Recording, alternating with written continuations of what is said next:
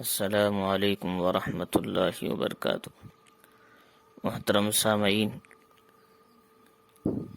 اللہ رب العزت نے ایمان والوں پر، مسلمانوں پر دن میں 5 نمازیں فرض فرمائی، اور ان فرض نمازوں کو جو آدمی ذمہ داری سے ادا کرتا ہے، پابندی کے ساتھ، اللہ رب العزت اپنی ذمہ داری سے اس کو جنت میں داخل فرمائیں گے۔ اور قیامت کے دن جب فرضوں کی کمی ہوگی، اللہ رب العزت نوافل کے ذریعے فرضوں کو پورا کریں گے۔ اس لیے نوافل کا اہتمام رکھنا چاہیے۔ نوافل میں خاص طور سے جو روزمرہ کے نوافل ہیں، جو پڑھی جاتی ہیں، ان میں ایک تہجد کی نماز ہے، ایک ہے اشراق کی نماز جو فجر کے بعد پڑھی جاتی ہے، سورج کے طلوع ہونے کے وقت میں 20 منٹ چھوڑ کر۔ ایک نماز چاشت کی نماز ہے جو 10-11 بجے پڑھی جاتی ہے۔ ایک نماز اوابین مغرب کے بعد پڑھی جاتی ہے۔ ایک تحیۃ الوضو ہے، وضو کے بعد پڑھی جاتی ہے۔ ایک تحیۃ المسجد ہے، مسجد میں جا کر بیٹھنے سے پہلے پڑھی جاتی ہے۔ تو ان نمازوں کو جو روزمرہ کے نوافل ہیں، جو نمازوں کے نوافل کے علاوہ ان کا خاص اہتمام کرنا چاہیے۔ ان کی فضیلتیں بہت بڑی ہیں اور ان پر اللہ کی طرف سے بڑے بڑے وعدے بھی ہیں۔ سب سے پہلے تہجد کی نماز ہے۔ تہجد کی نماز یہ فرض نمازوں کے بعد سب سے افضل نماز ہے۔ رسول اللہ صلی اللہ علیہ وسلم نے فرمایا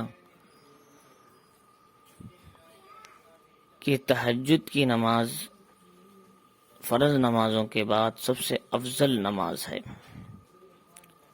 اور اسی طریقے سے رسول اللہ صلی اللہ علیہ وسلم نے فرمایا، رات کی عبادت کو لازم پکڑو، تہجد کی نماز پڑھو، اس لیے کہ تم سے پہلے گزرے ہوئے نیک لوگوں کی عادت رہی۔ اس کے 3 فائدے حدیث میں بتائے۔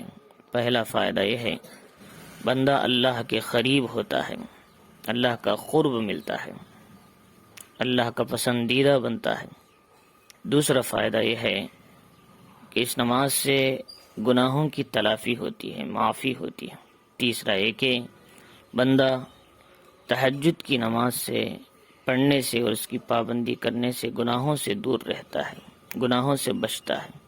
یہ 3 فائدے ہیں اس نماز کی، لہذا اس لیے تہجد کی نماز کی پابندی کرنی چاہیے، اور اس کی فضیلت کو دل میں رکھ کر اللہ کی طرف سے ملنے والے وعدوں کا یقین کے ساتھ جب کام کریں گے تو انشاءاللہ اس کا بہت بڑا فائدہ ہوگا، اور اس پر بھی اللہ رب العزت عظیم ثواب عطا فرمائیں گے۔ تہجد کی نماز بعض لوگ سوال کرتے ہیں کہ سو کر اٹھ کے ہی پڑھنا ضروری ہے، یا سوئے بغیر جاگ رہے تھے ایسے ہی پڑھ لیا 12 بجے کے بعد؟ تو کیا حکم؟ فرمایا کہ جاگے ہوئے ہونے کی حالت میں بھی تہجد کی نماز پڑھیں، جب بھی ثواب ملتا ہے۔ لیکن افضل یہ ہے آدمی سو کر، نیند سے بیدار ہو کر، اور بستر سے، خوابگاہوں سے اٹھ کر، اور میٹھی نیند کو چھوڑ کر، مشقت برداشت کر کے جو آدمی اٹھ کر اللہ کے سامنے کھڑتا ہے اور تہجد کی نماز پڑھتا ہے، تو یہ عمل زیادہ افضل ہے، لہذا اس کو علماء افضل کہتے ہیں۔ لہذا بہتر یہ ہے آدمی سو جائیں جلدی، اور صبح 4 بجے 3:30 بجے اٹھ کر آخری حصے میں رات کے اللہ کے سامنے مناجات کریں۔ حدیث شریف میں آتا ہے، اللہ رب العزت کی ذات ہر رات اعلان کرتی ہے، آخری حصہ جب شروع ہوتا ہے رات کا، ہے کوئی بندہ مانگنے والا، میں اس کی آرزوؤں کو پورا کروں، ہے کوئی رزق طلب کرنے والا، میں اس کے رزق کو عطا کروں، ہے کوئی معافی مانگنے والا، میں اس کو معاف فرماؤں۔ اللہ کی ذات مسلسل اعلان کرتی ہے، لہذا اس لیے تہجد کی نماز کا اہتمام آخری حصے میں کرنے کا مکمل طور پر اہتمام کریں۔ اور دوسری نماز ہے اشراق کی نماز۔ یہ سن رائز سورج طلوع ہونے کے بعد فجر کے نماز کے بعد 20 منٹ چھوڑ کر جو نماز پڑھی جاتی ہے اس کو اشراق کی نماز کہا جاتا ہے۔ اشراق کی نماز کی بڑی فضیلت آئی حدیث میں، ایک کامل حج عمرے کا ثواب ملتا ہے۔ ایک حدیث میں ہے رسول اللہ صلی اللہ علیہ وسلم نے فرمایا، اللہ فرماتے ہیں ابن آدم کہ دن کے شروع میں 4 رکعت میرے لیے پڑھ لیا کر، میں شام تک کے تیری تمام کاموں کی کفایت کروں گا، تمام ضرورتوں کو پورا کروں گا۔ لہذا اشراق کی نماز پڑھنے سے اللہ تعالیٰ دن کے تمام کاموں کو آسان فرمائیں گے اور ہماری ضرورتوں کی کفایت فرمائیں گے۔ اس لیے اشراق کی نماز بھی پڑھنی ہے۔ یہ 4 رکعت ہے، 2 رکعت کر کے پڑھنا ہے۔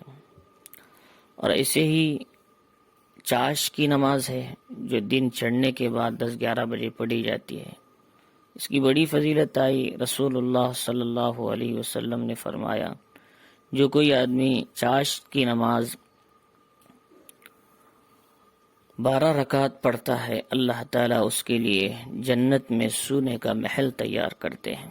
لہذا اس لیے اتنی بڑی فضیلت ملنے والی ہے، اللہ تعالیٰ ہمارے لیے جنت میں سونے کا محل تیار کرتے ہیں، اور اس لیے چاش کی نماز بھی پڑھنے کی بڑی فضیلت ہے، اس کا اہتمام کریں۔ خصوصاً چاش کی نماز میں بسم میں برکت ہے، گھروں میں برکت ہے۔ لہذا تاجرین حضرات تجارت کو جانے سے پہلے، کاروبار کو شروع کرنے سے پہلے چاش کی نماز گھر میں پڑھ کر جائیں 9، 9:30، 10 بجے۔ انشاءاللہ تجارت میں برکت ہوگی، ضرورتیں پوری ہوں گی، اللہ تعالیٰ خیر کے فیصلے فرمائیں گے۔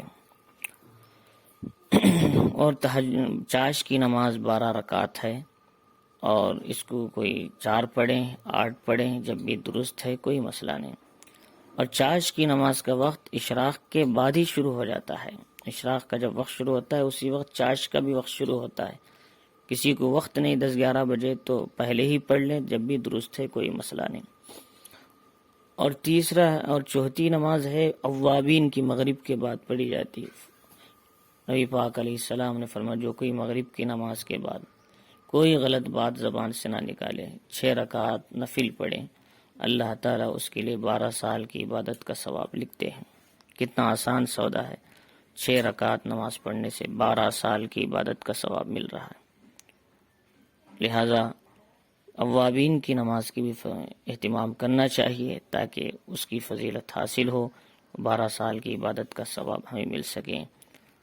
آخرت میں 1 سال کی عبادت کا ثواب ملنا ہی بہت بڑا کمال کی بات ہے۔ 12 سال کی عبادت ہمارے لیے لکھی جائے ہر دن، تو کتنی نیکیاں آخرت میں ہمیں ملیں گے، اس کا اندازہ ہر آدمی کر سکتا ہے۔ اور ایسے ہی تحیۃ الوضو ہے، وضو کرنے کے بعد 2 رکعت خشوع و خضوع سے نفل نماز پڑھی جاتی ہے، اللہ تعالیٰ اس کے لیے جنت کو واجب کرتے ہیں، حدیث میں آتا ہے۔ حضرت بلال رضی اللہ تعالیٰ عنہ کو رسول صلی اللہ علیہ وسلم نے خواب میں دیکھا کہ آپ جنت کے اندر ہیں، اور آپ کے آگے آگے حضرت بلال کے پیروں کی آہٹ کو آپ نے سنا۔ تو پوچھا، بلال تمہارا وہ کون سا عمل ہے اللہ نے تمہیں یہ مقام دیا؟ فرمایا کہ میں 2 رکعت وضو کے بعد نفل نماز پڑھ لیا کرتا ہوں۔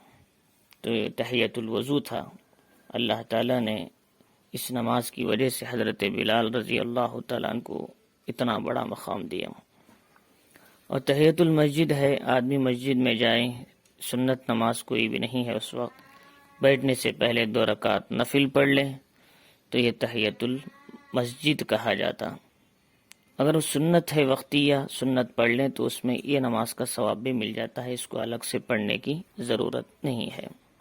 تو لہٰذا اللہ رب العزت ہمیں ان نفل نمازوں کی فضیلت کو سمجھنے اور اپنے روز اعمال میں اس کو شامل کرنے، پابندی سے ادا کرنے کی، اور اس کے وعدوں کو اپنے دل میں یقین کے ساتھ اور ثواب کی امید کے ساتھ